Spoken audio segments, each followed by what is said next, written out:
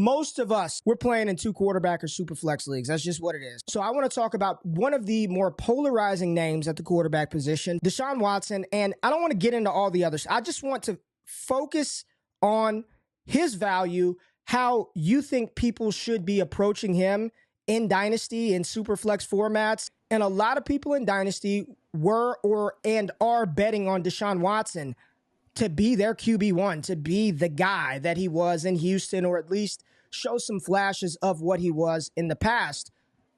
Your opinion on Deshaun Watson is what? And I'll just start by saying this. You have said that he's locked and loaded. He's going to be the starting quarterback next 3 years. He's under contract. He's not going anywhere. I hear you, but I'm watching him play, and he beat up on Arizona. Good job, Deshaun Watson. He went out there. One of the touchdowns, we all saw it. It was a fluke-ass lucky touchdown that got tipped up in the air and somehow went forward right into the receiver's hands. But you kind of look at him, and it doesn't feel like I'm getting $250 million worth of quarterback play out of Watson. I'd say 90% is absolutely he's probably going to be around. But what if the Browns continue to lose? And what if he plays bad down the stretch and then it carries over into next season? How are you personally approaching him? In our Discord, Destination Devi, got people talking about buying him all the time. Where are you at personally with Deshaun Watson right now? Well, you can go back a couple weeks if we want some of the theory on where he fits in range perspective-wise, because we did that QB show. Deshaun Watson specifically, so here's just a couple facts about him. He has played 10 games if you remove the game where he left after 5 plays or whatever. Now, I know that counts on paper, but of those 10 games, he's finished as a top 12 QB 5 times out of 10. Now, it hasn't been pretty. This past week, he was a QB1, right? You watched it, you were like, all right. And I think that's part of where, and this isn't shade to you, I think this is contributed from the media, the NFL community that is not necessarily just looking at dynasty numbers. Keep in mind, I am somebody that just looks at data. But there are people, and I admit it, there are people that watch the film and go, he doesn't look the same. He doesn't look great. I don't watch him and get the same feeling I get watching even like Dak Prescott when he's hot. You know, like there's a difference. Now, do we care about that for fantasy in the short term for a year or two? Maybe, maybe not. I'll just say this. I think we know he survives at least a coaching change in Cleveland. He outlasts whatever they have right now. Okay. Yes. Now, the second thing is you have to separate the fact that whether he should have got the contract he did, that doesn't matter. People, I think, see that and they go, he got the richest contract with the most guaranteed money. He's not the best quarterback. Strike one. I paid a top 9 QB price for him. I'm getting QB 15. That's strike 2. And then the off the field stuff, that's strike 3. So I think there's this weird just conundrum of things that come together and people go, he's a bust. But if you really look at it and you go, okay, has he lived up to those expectations? No. Are you getting a profit on your asset? No.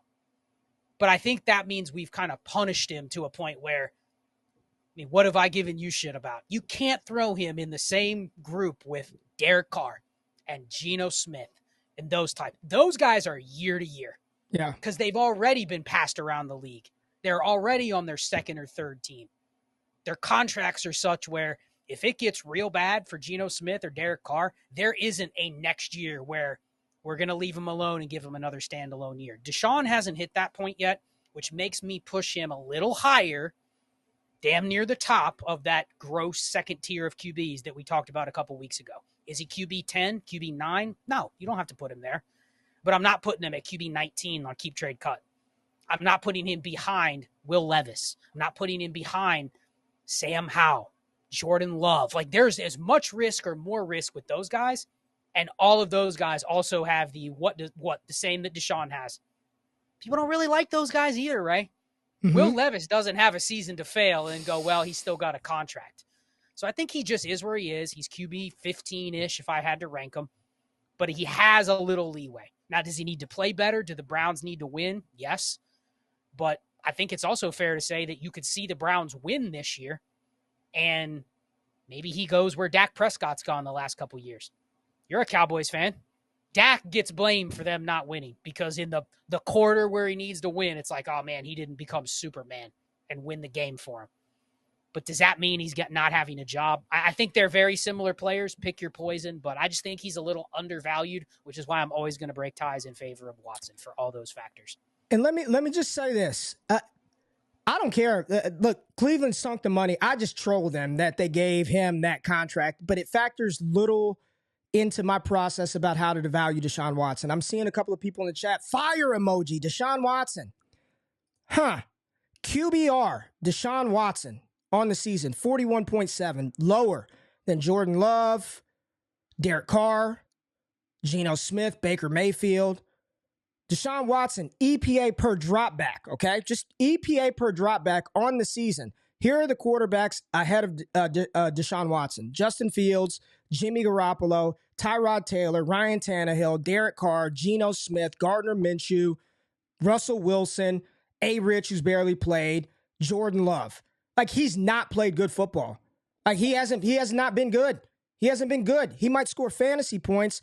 Goddamn Tyson Bagent was top 10. He had 4 turnovers, 3 picks, and a fumble. So spare me that he keeps finishing inside the top 10. The quarterbacks this season have been awful, by and large. Patrick Mahomes had a week where he was behind Danny DeVito, or whatever his name is, Danny DeVito, Sean DeVito, whatever his name is. He was behind him. So I feel like what's happening is a lot of fantasy gamers are telling themselves this hopeful story that Deshaun Watson, because he's got this security, that he's going to turn something around for your roster or end up. We're talking about a QB2 here. We're literally talking about a quarterback 2 who's got little to no market value, who, after this stint in Cleveland, if it doesn't work out, do you think they're going to give him another $50 million a year contract if he doesn't win? Why on earth would I want to buy that? Why do I want to spend a first-round pick on an asset where we look at the pathway for him either, I'm not even going to say producing better. Maybe he just gets better and he plays better and all that other stuff works out. But knowing that once this is up, if he doesn't win, they're not re-signing him to some deal. They're not going to do it. I will bet a large amount of money that after this is up, he's done in Cleveland. Then what? Like it feels like the window for what the name Deshaun Watson brings, that's dead and gone, man, is a QB2. And everybody's just hanging on for the simple fact that we think that he's going to be the locked and loaded starter for 3 seasons.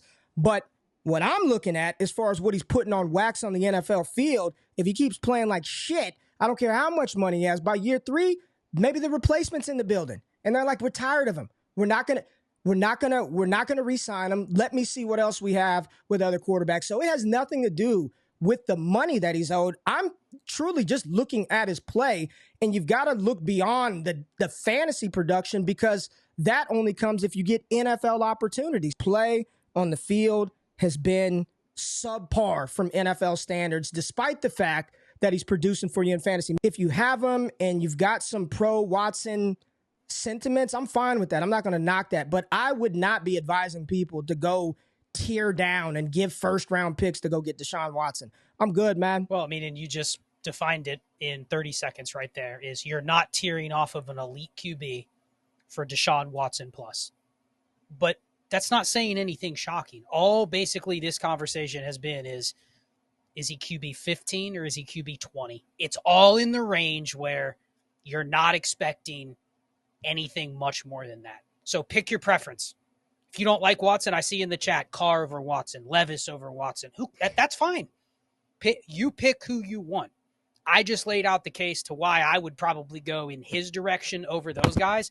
But like we talked about a couple weeks ago, there's 9 or 10 QBs where I'm confident they're going to stay in that tier. Once you get below that, pick your guy. And some people are going to be wrong, and some people are going to go, damn, I'm glad I paid QB 20 prices to get the QB 11. And then people paid the QB 11 price, and they go, man, Watson's the best of this group. And then he's not. That's all the QB2 tier is. It's really flattened out. So that's all we need to say about him. It's in a preference tier. If you don't like him, that's fine. If you don't want him on your roster, that's fine. And you can justify it because there's probably other people in your league that just don't like the guy, Ray. They don't want him. They're rooting for him to fail. They want him to not win. They don't want him. So there's no trade out, right? So maybe if that's a tiebreaker, go against him. Sure.